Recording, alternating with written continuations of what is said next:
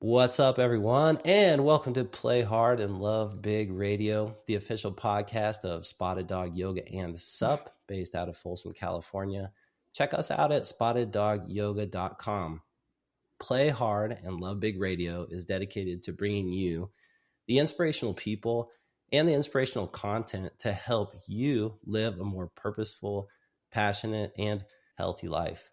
And we have an amazing guest with us today who's going to create some content for us and share her life in a way that's going to do just that. What's up, Amber Miskovich? Welcome to Play Hard and Love Big Radio.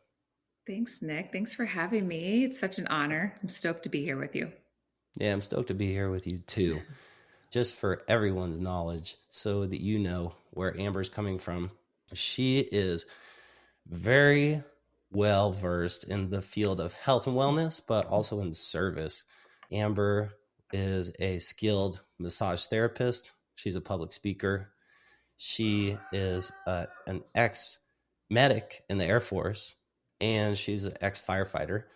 She is the founder of The Wonder Within, which we're going to talk more about here in just a bit. But the main thing with The Wonder Within is that she's taken everything that she's learned in her life from all of her experiences and all the different people that she's worked with, and she has brought it into this organization that's making a huge difference for people. So you're going to be able to check out The Wonder Within in our show notes. But just to start with, Amber, I want to talk about you, where you grew up, what your life was like growing up, and how it ultimately evolved into where you are today. And I also want to talk about the roosters in the background. I was wondering if you could hear that. Yeah. It's one, and he's very rowdy. So I live now in Mount Gilead, we have 17 acres, and we have one rooster and 8 hens, and he very much likes to let you know that he's here. So I think he's heading out a little bit further, but we have one out there. So thanks for the intro. And yeah, we'll just call this the Rooster Show because I can still hear him. But so I grew up in a very small town as well, but I'm not where I'm at now, called Helena, Ohio. Very small, like took 15 minutes to get to a grocery store, any place at all, post office, whatever. My dad owned a body shop. I was the youngest of 3 children. I have a sister that's 4.5 years older than me, a brother that was 2 years older than me. He passed away in 2020, tragically, but shaped my life in a better way, unfortunately losing him. But we just grew up, my dad had this body shop, so we grew up in blue collar working there. The school bus dropped us off. We swept the floors at night. As I got older, I had to do bookkeeping for his business, but we all had to work on cars to the point where when we were 14, my dad gave us totaled cars that were very cheap. Mine was like a $200 grandma car, totaled. And he said, if you want to drive by 16, you've got 2 years to fix it. He helped a lot, but we were just raised that you have to work hard, and that's just the way that you get through life. And so I didn't really plan to be an entrepreneur, to be honest, but I'm really grateful that I got here. I didn't love school. I was pretty ornery. I like to talk a lot and be with my friends. And so I went into massage therapy out of high school because to me, I loved the human body. I was obsessed with it. And I knew this was a 2-year degree. I got to get, accustomed to the body and not to put my mom down because I love her. But I know now that I completely became a massage therapist because there wasn't a ton of like touching and hugging and loving in our family. There was love. There was always food on the table. We were clothed. They took good care of us, but there was no physical affection. And I know now that I really probably went into that for that reason. Became a massage therapist, knew that couldn't be a full-time 20, 30-year career. So I joined the military at 21. All my friends had joined different branches, and they're like, go Air National Guard, because don't go. I wanted to be a Marine. They're like, no, you don't want to go there. Don't want to go in the Army. So joined the Air Force, became a medic, loved that. Again, back in the human body, so powerful. I ended up massaging this guy one day after I'm back from about 1.5 years of active duty. And he says to me, like, why aren't you a firefighter? You should go be a firefighter. And at this time I was in nursing school because I thought, I'm a medic in the military. I'll be a nurse civilian. And I was like, women can be firefighters. I was that naive. I'm 23 at this point. I'm like, women can be firefighters. And he's like, yeah. And it was like that day that I called this dude that he told me to call. And I was in the fire academy. That was a Wednesday. I was in the fire academy Saturday. I was the only female. I had no idea what I was doing, but I was just taught to work hard and just work your ass off. And that's what I did. And I loved it. Took a long time to get a full-time job and a part-time job because you have to, at that time, you had to work really hard. Now it's completely different. It's very competitive. And I just absolutely fell in love with the service work. Again, I'm serving in the military. I'm all into health and wellness and fitness, and I'm helping PT on both sides, military and in the fire service. After I got out, I'm going back and teaching at the fire academy some PT. And it's a whole long story, but my husband's been in the military for 22 years. He was deploying again. He had a business. He's like, we can't do 20 jobs. I'm a workaholic, so I'm working multiple jobs. We want to have a family. I end up going part-time, so leave full-time career firefighting for part-time to help him with his business and have another kid. And that's when the Wonder Within was kind of founded. So it was the Wonder Within. Wonderly is my maiden name. It actually came to me in like 2005. I didn't start my business really until 2016. But I just wanted my name in it. And it's really about curiosity and that everything we need is within us. And the names just become more and more profound. But it started as a health and wellness center. And I hadn't had yoga for like the first 6 months. And I'll tell you how I found yoga in a minute, because I know that's how we connected. But it was powerful because people told me once you bring yoga in, that's all you're going to be known for. But I had this idea of like every type of wellness here. And that was really true. Because even to this day, after I've sold my brick and mortar studios, people are like, oh, the yoga studio. And it was a yoga studio, but it was much more. So now what we do, because of a lot of changes and my speaking career taking off and us becoming very prominent in, we're at anywhere from 20 to 30 fire and police stations a week here in Ohio. So I just couldn't do all the things. So I left the brick and mortars, and we just do on-site wellness. And so it's grown. We have a specialty for veterans and first responders. They're my people. But we love to help anybody because we all have a human body. We all have a mind. We love to call it mental health in our culture. That is what we have to deal with. But the body and the mind are connected, and the body's always keeping the score. So I'm just here to help people regulate in this crazy world on how to take care of yourself. Because at the end of the day, this is the only place you got to live. So it's kind of my long intro. One of the things that I love about you is how you have a strong faith and belief in what you're doing, and a trust and what it takes to kind of keep moving forward and to make a difference in people's lives. You know, like early on, I mentioned service. When I think of you, I think of a person who is making a huge difference for people. Can you talk a little bit about what your experience was like in the fire department, and what your experience was like working as a medic in the Air Force, and why it is and how it is that it ties into the work that you're doing now with the Wonder Within, and as far as meditation and yoga and leading and speaking and all of the aspects of your organization? Yeah. My time in the Air Force, I was in the military for 15 years, and then I was in the fire service for about a total of 10.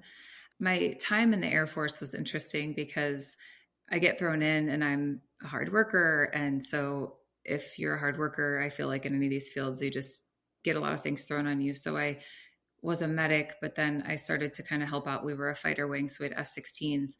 I wanted to deploy so bad when I first got into the military. It was 2004 is when I enlisted. So as I'm trained, it's 2006, 7, 8. It's like the heat of the war. I really wanted to deploy and help people overseas, but I was low ranking and I wasn't eligible to really deploy. They only took 2 higher ranking medics for the time that I really was trying to deploy. So I never had any time in Afghanistan or Iraq, which I wish I did, but I got to have a ton of amazing training, and we got to do a lot of humanitarian missions. I got to work with amazing patients and do just badass, amazing stuff here locally. I got to work for 6 years under what's called the Homeland Response Force, which after 9/11, they created this team, and they connected us to Army combat engineers. So there'd be medics with us. And so as a firefighter, I got to do all the search and rescue stuff that we did as a firefighter, which was really cool, even though we were supposed to deploy with FEMA. We never really did. Sadly, the military didn't. But I would say that my military service, I just got to meet so many amazing people. I got to, go to Hawaii and meet Japanese fighters that, were replaced, like homed there in Hawaii, and they're World War II veterans. They're bawling their eyes out about what they did to our people, and the humanity that I got to see there. Like, these are 17, 18, 19, 20-year-old men going to kill each other. And I meet this man in his elderly age, and he's got American soldiers here helping him. It's really profound. So things like that stand out to me. I volunteered, I'm going to back up just a minute, for hospice for many years as a massage therapist. And I ironically got to work on a lot of veterans, Tuskegee Airmen, World War II veterans, one of which my son's named after, an awesome World War II vet named Brody that was like 6'7". He was a tall man.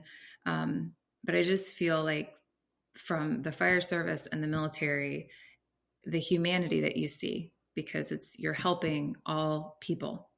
And at the end of the day, you see that your problems that you think you have are just so not problems.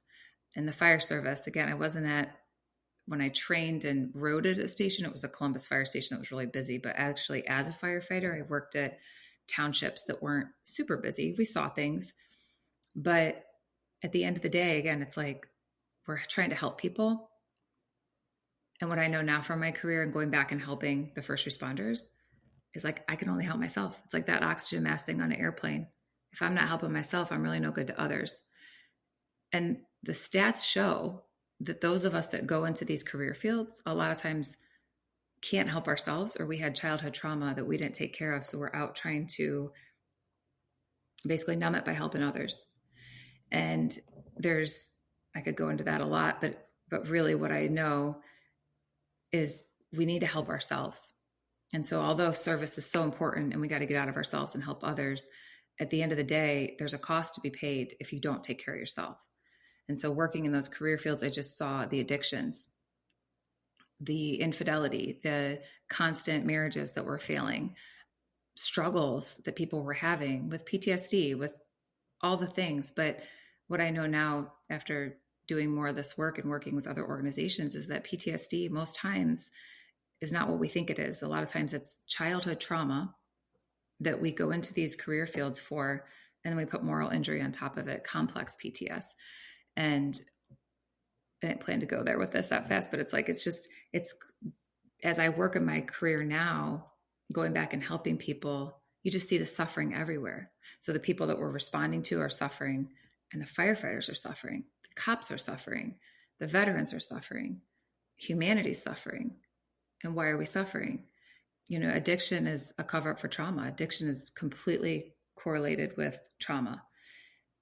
The addiction rates in our career fields are insane. Addiction in our culture is insane.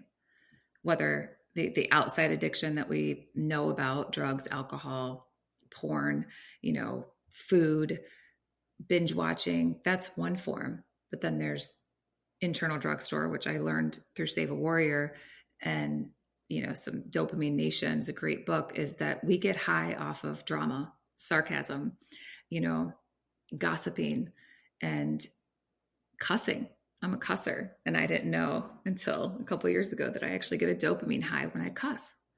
So we're just this culture of addicted people, and it's not a make wrong. It doesn't mean that you're a bad person, but my mission truly is to help the people that are least likely to go seek the help, which is blue collar and first responders and veterans.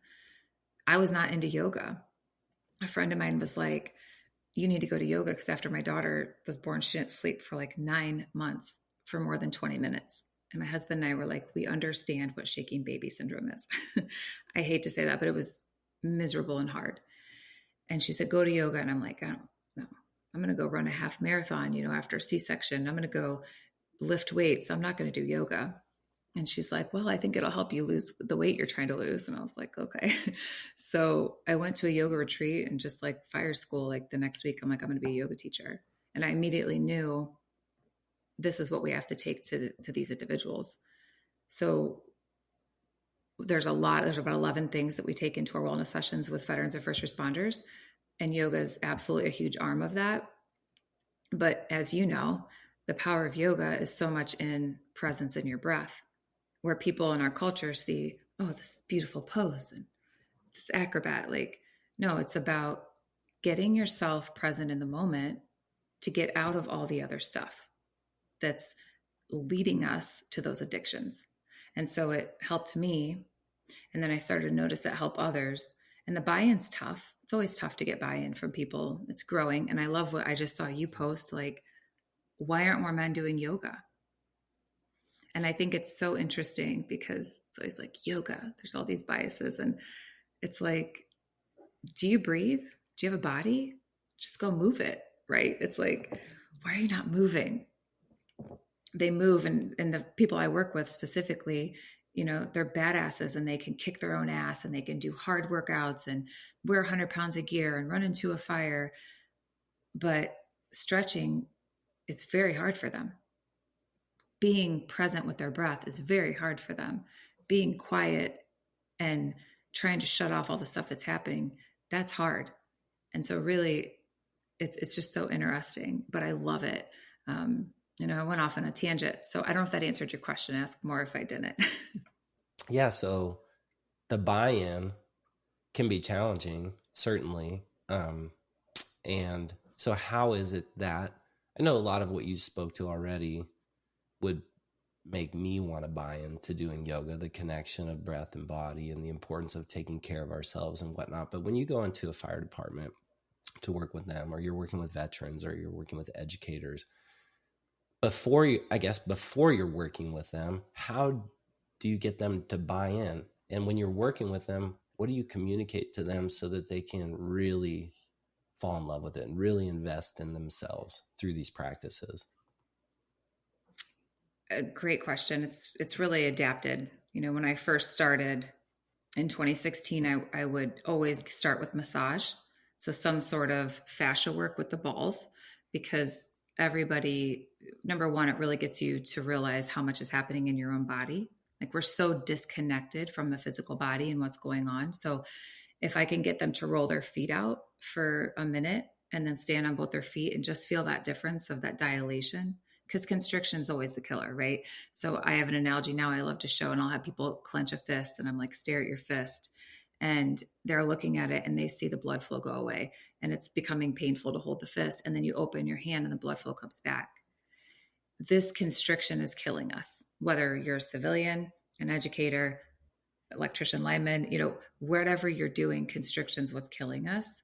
And so if you can teach them that the breath is the way to dilation, movement is the way to dilation, and this is what's going to elongate your life, and they feel it, right? And you know this, as soon as you start to feel that dilation, that space, that openness, you're like, you didn't realize how much you were carrying.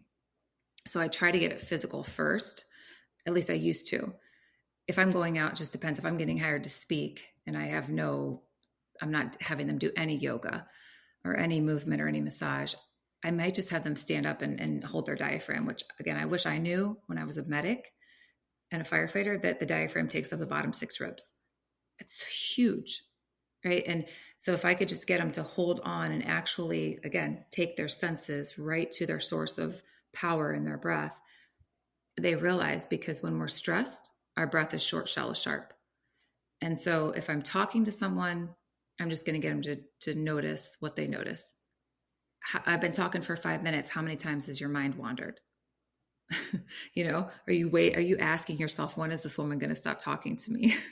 And I come in sometimes and they're like, what does this person have to teach me? And then I get real and I'm like, I've struggled with addiction. I struggled with 20 years of bulimia. I've struggled with alcohol. I've struggled with being a workaholic that worked too much because I didn't know how to be a mom. So when I can really get them to be relatable, like, oh shit, it makes them see, like, this is something going on with me. And I don't want to sound cocky, but it's like, okay, I'm going to listen, because, you know, I was at the point, I don't want to say I was going to like take my own life, but I was in a super, super dark place after my brother died. And if I hadn't moved something and shifted something and went out and sought help for myself, you know, I just would have kept going down that bad hole, which is unfortunately, when we're constricted, we keep losing blood supply. We're not breathing. Our thoughts are going crazy and we're just freaking stuck, and we got to get people unstuck. I just had a call yesterday about going and work with, a service group for a city. So it'd be like the trash people that pick up your trash, the people that are out working on sewage. And it's like, how are you going to talk to these guys? They're not going to want to listen to this. And it's like, these are the people I want to talk to. And not to say that I don't want the people that come in to your studio or that would pay to come into my studio before, but those people want it and they know they need it. These are the people out there suffering that have no idea that they need it, have no idea that if they just took 5 minutes before they got on their phone in the morning and breathed, that their mind's going to be clearer and they're not going to be such a jerk to their wife when they wake up, because anger is just a cover up for sadness and fear and stress. That's all it is, but you see it. We're in an angry world, right? Right.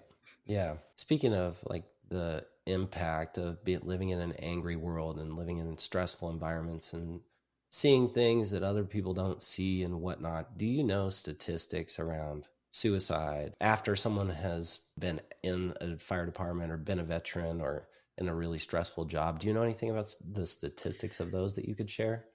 I don't know the exact statistics, but I could tell you that I worked for Save a Warrior last year, an amazing suicide prevention program. It's a 72-hour program here in Ohio. They started in Malibu, California. I can tell you that, over 2,500 people have come through that program, and they were all first responders or veterans. And they all at some point were considering that. And just knowing what I know from the people that I work with, I would say that I'm going to guess this, but like, I would say a third of them that I just interact with have either been in a bad place where they've considered it, are suffering right now where they could get to a bad place. And I'm not saying they're going to take their life, but they are suffering to the point where if it's not a suicide by a gun here today, it's suicide by alcohol, suicide by depression. It's a slow suicide. So I don't have exact stats on that. I have some other stats. I mean, and this was, again, just talking to some groups that I'm getting hired to speak for. These are city, just service workers. They're seeing an increase on suicide on every level of their city, not just in their first responders. Teens, as you know, it's becoming more and more prevalent in younger kids. And Jake Clark, the founder of Saw, I'll quote him here because he always says, like, suicide, a part of them does need to die. They just kill the wrong part. And I think about that with like, we have to move something, right? And if we're so stuck and these thoughts keep repeating themselves, like, I'm worthless, the shame of what maybe the bad things they've done, or let's just take alcohol. I say I'm not going to drink for a week. Simple, right? Just not going to drink for a week. I'm not identifying as an alcoholic, but I'm just not going to drink for a week. And then I drink one night. What's left over from that, because I'm not my word, because all of our confidence comes from keeping our word to ourselves. I'm only confident if I do what I say I'm going to do. So I lose my confidence. Shame starts to build. I want to cover up my shame because I'm sad and I'm upset that I let myself down. So I'm going to drink more tonight. And then it snowballs, if that makes sense. And then before you know it, shame is why we can't look each other in the eye. Shame is why people, are so buried under armor. And if we could just let people understand that we all break our word, we all at some time disappoint ourselves, but can we give ourselves grace?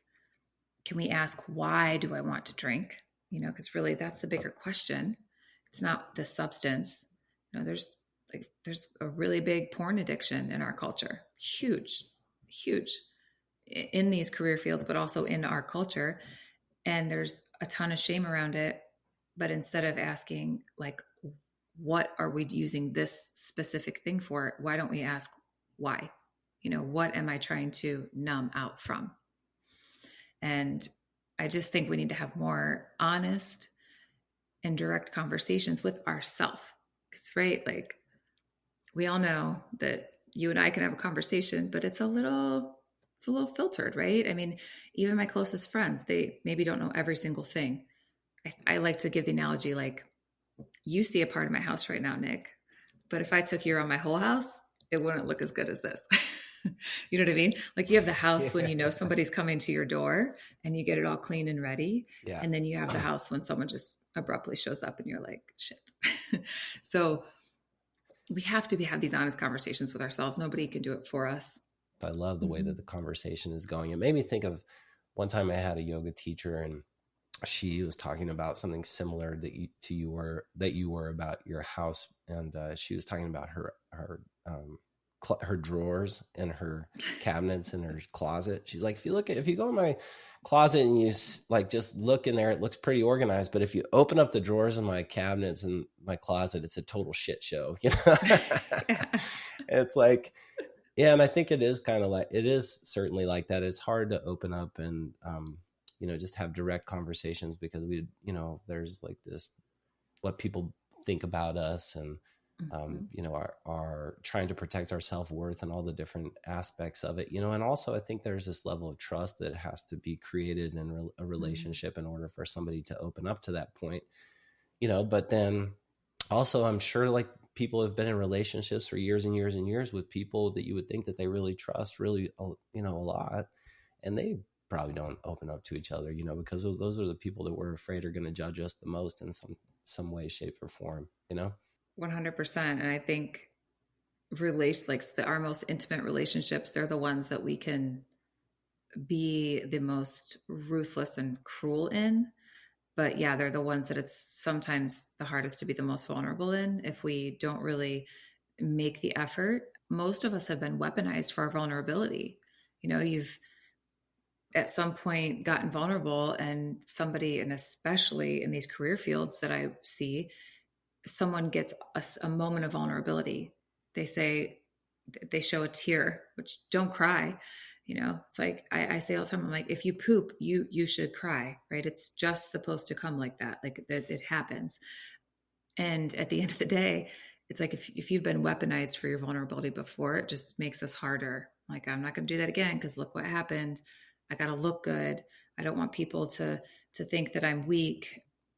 And again, that has to come back to my own self, because those stories that we talk about from other people, like this person's going to think I'm weak, that always comes back to a story I'm telling myself. And, confidence is built from keeping my word to myself. Trust is really built from trusting myself and keeping my word to myself. And so many of us go out, we seek all these external things. Let me get the perfect relationship, the perfect job, and then I'll be happy. And people are going to disappoint you because you can't have expectations of other people. We just can't. And we have way too many. And I can't even I don't know about you, I can't even keep my own expectations to myself most of the time. It's like, but yet I expect my husband to be perfect.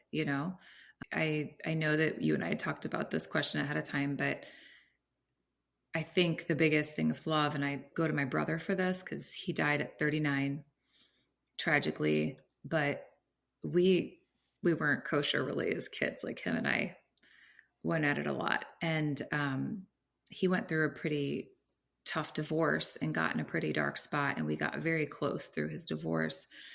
And it got to the point in our relationship, which I'm so grateful for, that he was like the only human in my life that would tell me, I'm so proud of you, Amber. And he really was. Like he was very proud of my business and what I was doing. And he'd always tell me, you're such a hard worker. But then if I was being an asshole, he would call me out on my shit. He was the person that would say, you are better than this. What are you doing? And I think we all need that person in our life. We need one person at least in our life who's willing to give us hard truths that might hurt our feelings.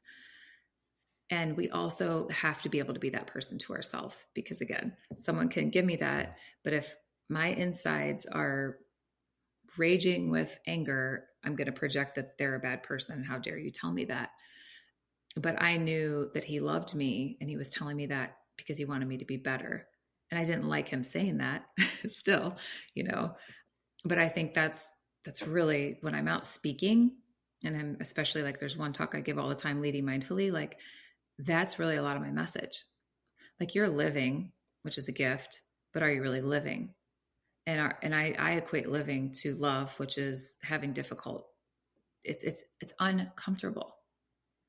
The love that we've been taught through Disney is amazing, feel good. Well, you and I know that that's so quick, it's chemical, and it's going to leave.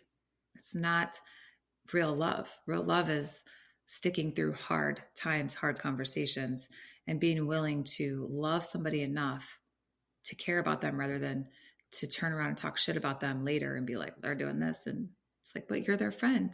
Why didn't you step up and tell them, I think you're better than this?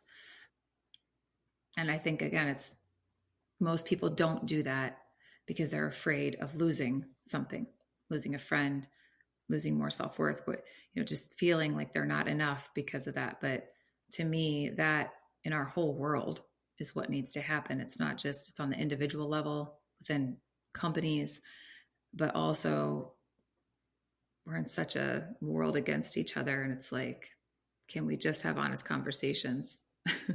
Can we just be real? I don't know. What do you think about that? Well, like you said, in the love is having difficult conversations with other people and with yourself, really.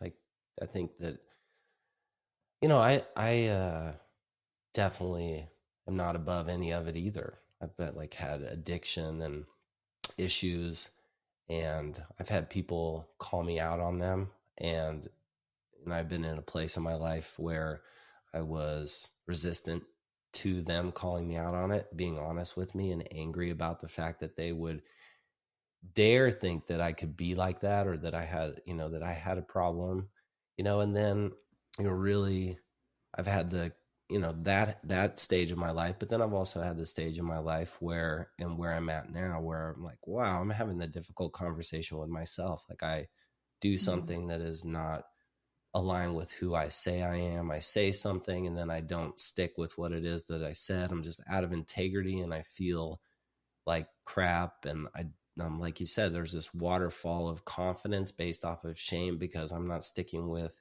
what it is that I know to be true to myself. And instead I'm like hiding, always like living a second, like another life. And, there's just this point in time where I like realized that I had to shift. I had to make a shift. I had to change.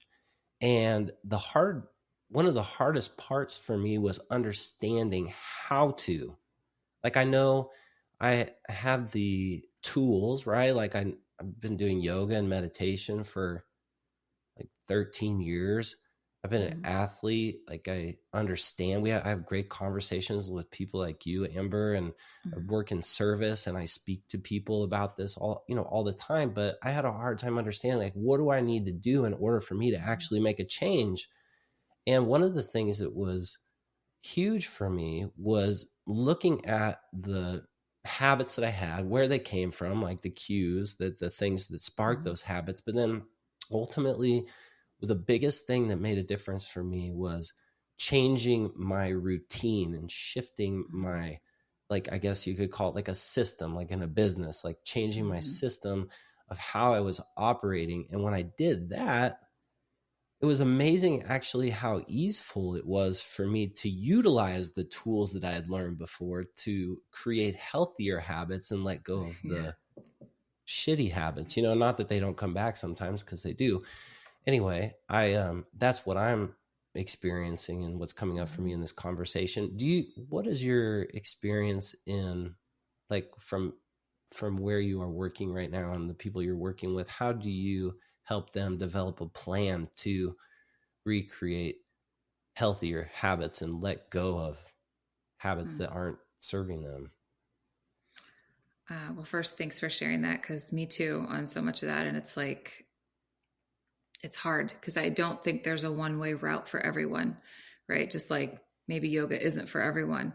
Maybe our way of meditating isn't for everyone. However, you have to create non-negotiables. You have to be willing to do something every day that maybe you don't want to do. Like, this is when I first started speaking in 2020, that was what was kind of asked of me, is how do you help someone build confidence? And I really meditated on that because I can read all these books. I have this big library behind me and I don't read books front to back. I just open them. I'm not good at that, but I love books. But my point is there's so many people out there that will tell you like, this is it. Do this workout program, do this diet, do this. And what is going to work in your lifestyle? First of all, you got to ask yourself, what is working in your life? What is not working in your life? And then what are you willing, what do you want? Because I look at it for me with my non-negotiables, because I had to start with me in 2020. And my non-negotiables were these: I had to spend at least 15 minutes a day with my kids with no devices, because these phones that we have, right? These horrible, amazing tools that we have. As a business owner, my husband owns a business. We can just be sucked into email all day, sucked into this, like refreshing. So I had to be committed to face-to-face time with my kids. What we do, all my non-negotiables, I have 3 of them. They say anything over 3, your brain can't handle anyway. So that was kind of my magic number. But 3 non-negotiables. So I get outside for 15 minutes a day. A lot of times it's longer. That you live where it's sunnier. I live in Ohio where it's gloomy, and I've had seasonal depression for 20 years of my adult life. And since 2020, get outside for 15 minutes a day. Guess what? I'm no longer depressed in the winter. It was that simple. And it's gloomy, but we have to be outside. So I get outside for 15 minutes a day. I move my body for 15 minutes a day. Again, usually it's longer, but just like January 1st, we make these commitments. And then what happens? January 15th comes. I'm not keeping my commitment. Boom. I'm full of shame. I'm a piece of shit. I can't do what I say I'm going to do. So mine are small. Like they're 3 15-minute things. However, a lot of times they're all done together. We take a 15-minute walk outside together as a family, and there's no devices. I might have my phone in my pocket so I could snap a cute picture of my kids, but I am present with them, talking to them. And so, what is it that it's just going to mean? You have to look at your own life. And I'm no expert. This is just what I've learned, but you have to look at your own life and say, what do I need to change? What's not working? What is working? And what do I got to do to change to make this? So it's got to fit your own life and be malleable. But I always encourage people to get outside and have some sort of disconnection time, whether it's with your kids, whether it's just off devices. We aren't getting good sleep. Sleep is disrupted. Melatonin wasn't even around 20 years ago, right? It wasn't being used. I mean, I think I've read, it was 97 is when it really started becoming popular because of our devices, because your pineal gland won't even release melatonin if you're looking at devices. So we're on these things. We're looking at blue light so late, then we're not getting sleep. Sleep's everything, right? First responders specifically, these are my group, they have a 5-year life expectancy after retirement. Sleep's the killer. And there used to be all these things like tough old guys be like, well, I'll sleep when I'm dead. Well, you're going to be dead sooner, sadly, because that's what happens. I was 20 and I was watching this infomercial in the middle of the night, and this amazing woman, I think it was more like PBS. I don't remember, but that Barbara lady that's all over right now from Australia, she's giving all these amazing health. I know you've seen her. She's amazing, but I swear it was this woman over 20 years ago. She's 10 p.m. to 2 a.m. is when your body completely repairs itself. And it's all about circadian rhythm, right? It's all about, if you research it, it makes complete sense. But if you're stressed, you got cortisol and adrenaline dumping all the time, you're not resting well. You're not getting this good REM sleep. And dis-ease starts to happen in the body. So much of what I'm preaching, a lot of people if there's one thing is, can you make a bedtime routine? Can you actually shut off your phone or leave it in another room by 9 or 10 p.m. and just go to sleep? Because we don't do that. I don't know about you, but it's so hard. And everybody uses their phone as an alarm clock for the morning. Me too. Yeah. Yeah. Dude, that's crazy. That's so crazy that you say that. It's something that I had to shift in the last 6 months. My routine was literally, the kids go to bed at 8 o'clock. It's the first time that I've had an opportunity to be by myself and to do some of the things that I wanted to do. So it's 8:30. I grab the dogs. Sometimes I'd smoke some weed. I'd head out, go on a hike, come back, do some yoga, get on my phone, scroll, post a reel, whatever. And next thing you know, I go to bed, it's 12:30 or 1. And then my kids, who've been asleep since 8 o'clock, they're up at 6 a.m. And I'm fuck, I'm grumpy. I'm not present with them. And I was doing that over and over and over and over again. And I was just exhausted. Like I could just feel it. And it wasn't me. And like one day Owen said, he's my 6-year-old. I like snapped at him and he's like, "It's okay, Dad. Mom told me that you go to sleep sometimes really late at night." And I was like, dang, he gets it. Like he does get it, So I had to make a change. I shifted and like, so, I mean, just to reaffirm what you're saying, like it shifted and it was challenging at first because I was so used to going to bed so late that I would lay in bed and I couldn't fall asleep. I was just like twiddling my fingers, like I should be like sleeping, but I can't sleep, And then ultimately with that new like sleeping system and pattern, I got into a rhythm where I was able to go to sleep earlier and I wake up earlier and I much more enjoy sunrises than I do the pitch black, and Yeah. like it changed everything for me, So that's cool that you use that as like a tip or a strategy for people. I think that's so important. Something else that's coming up for me that as a parent and speaking to you, Amber, is the power of, well, a couple things. First, creating space for self-reflection. Something that I also had a lot of challenge with for a long time is like actually slowing down, putting stuff away and like reflecting and writing down and saying out loud things that were hard for me to overcome, or like things that weren't serving me, and like actually looking at my life and having that honest conversation with myself. It was hard in some ways to create the time for that.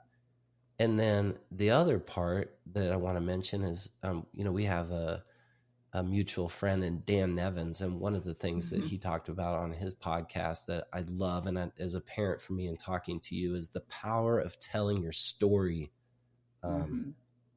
So what has it taken for you to create the self-reflection, look back at your life and your experiences, and then how has it been powerful for you to share your story in the process of healing? Great questions. I love Dan. Great dude. Yeah. Cool dude. Yeah, he's great. I don't think I really understood reflection truly until I started to meditate, and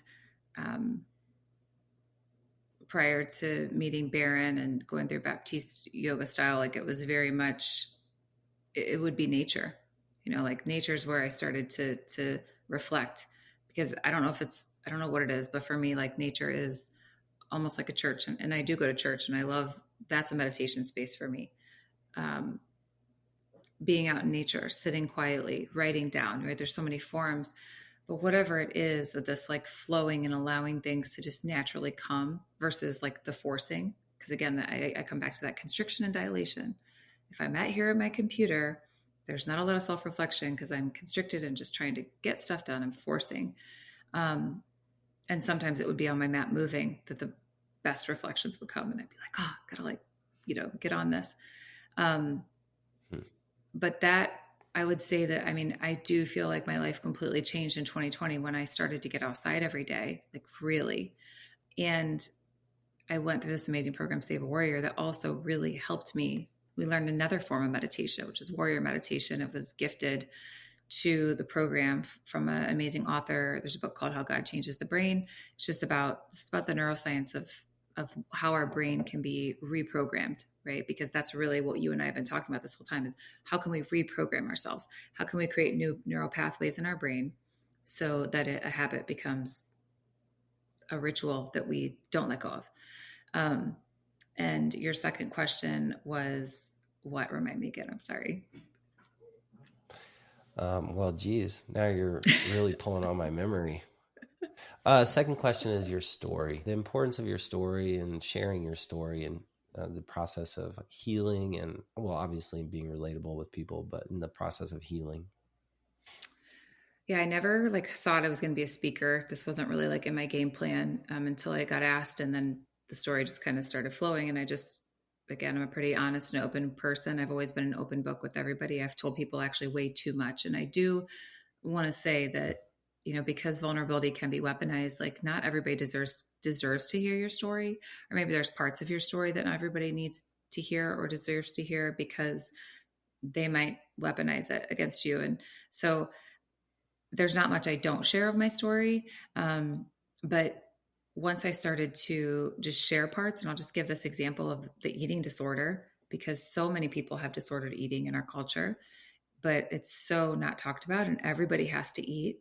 You know, I was in this culture of like, you eat meals with the crew. And the fire departments I was at, I love all these people, but they were not food I could eat. Like, I've been eating a certain way since I was 18 to help this eating disorder. And also because I have some health stuff, I eat healthy. I love it. And I was such an outcast, right? Like, oh my gosh, you're bringing your own food. Here's this new person. She's a female and she's bringing her own food. And it all was fine, but I got some shit for it, you know? And later, some of those people actually asked me for diets, which I think is really humorous, because all the shit I got for bringing my own food, and they're like, can you help me make a food plan? But I can go back now and speak to any firefighter, any group, and be like, I'm a bulimic. And the reason why I brought my own food is because if I ate pizza and brats every day, I'd not be a good firefighter that night in the middle of the night if we got to run. And so the power, and Brene Brown talks about this, and I love how she says it, is the power we get by sharing our story through, you know, honesty and openness and vulnerability, is that there's a part of us that heals as we tell our story.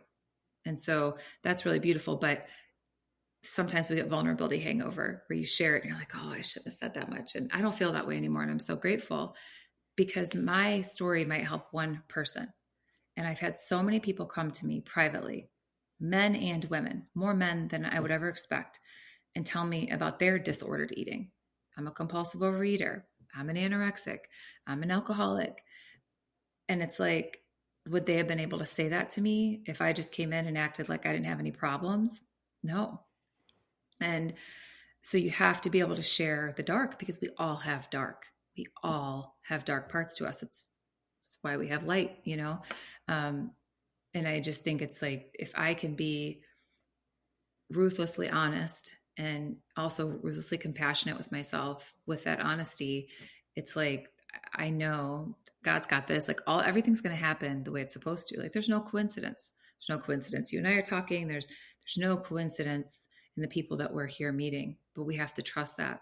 So it's very powerful to share your story, and everyone has a story. You know, I just read this great thing, and it was like, you know, when you've got a bright light, it's a mirror, because we've all got a bright light, but when your bright light's shining, it's like a mirror to somebody else.